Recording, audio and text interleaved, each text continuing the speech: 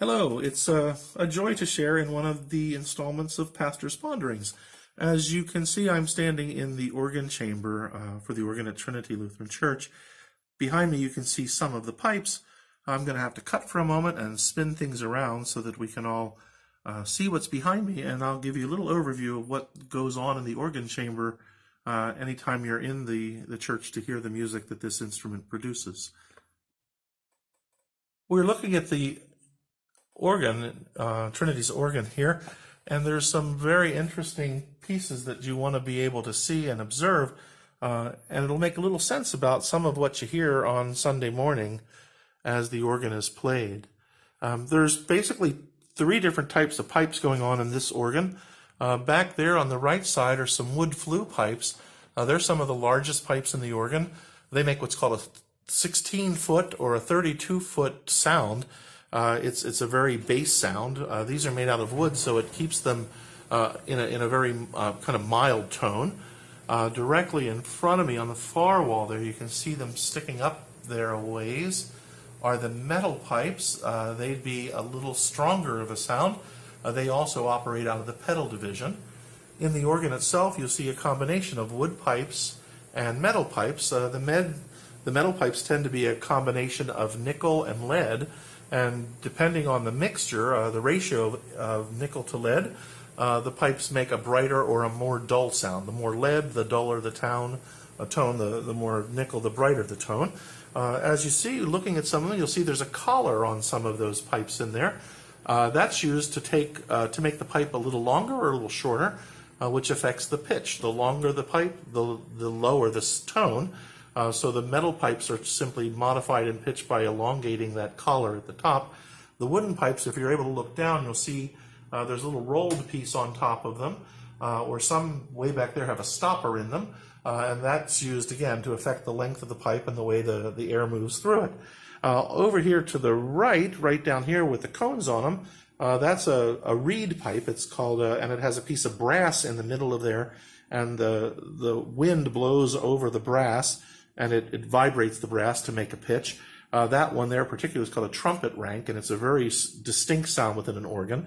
Tucked back here on the wall is another reed pipe that was an afterthought to this organ. It was just added about 8-10 years ago.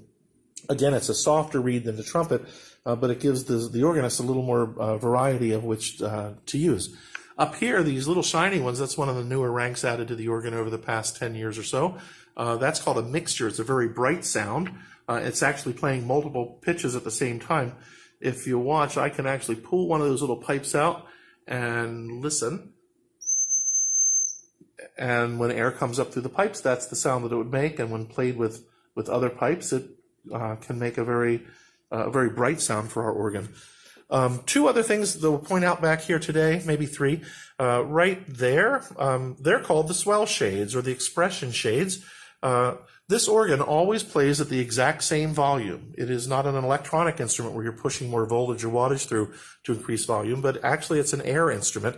All the noise is trapped in this room, and when the organist depresses a certain pedal on the organ console, which we'll look at a little later, it forces those shades open, thereby allowing more of the volume from this instrument to get out into the room, into the nave where we sit. So if you watch, I just asked Pastor David to activate the swell shades. Watch those shutters. And he's going to open them really slow, so you'll see them gradually open. And the organist can control how many of those shades open to limit the amount of volume that the organ feels like it's rendering into the church itself. So they're the swell shades, they're called. They're expression shades. And another piece right up there, you can't see it so well, that there is called a tremolo. If you see where those white rims are, that's actually made of leather, and they can expand, and it vibrates to give you the sense that something's kind of moving back and forth and warbling a bit instead of just a constant steady tone. And that happens through that device there. The last one that you might like to see is this little gadget down here. It's called a Zimbelstern. Some folks say it comes from the German word for kind of a clanking star, a crashing star. We get our word cymbal, you hear in a band. So Zimbelstern, a star. It sounds like a little twinkling star.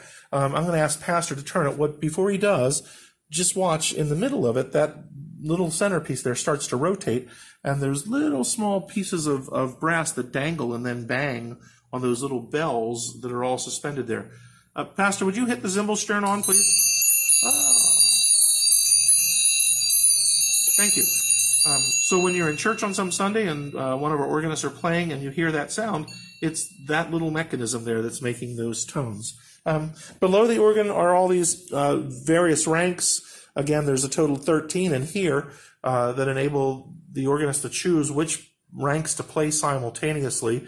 And when she presses keys, it sends a little current to one of these pipes and allows a valve below it to let air up through. It all happens rather quickly, to say the least.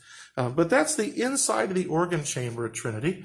And it's, I think, one of the best kept and well-toned organs that I've played in this community over the years. And I think many people have appreciated the music that we've heard from these pipes through the past 100+ years. So that's Trinity's organ.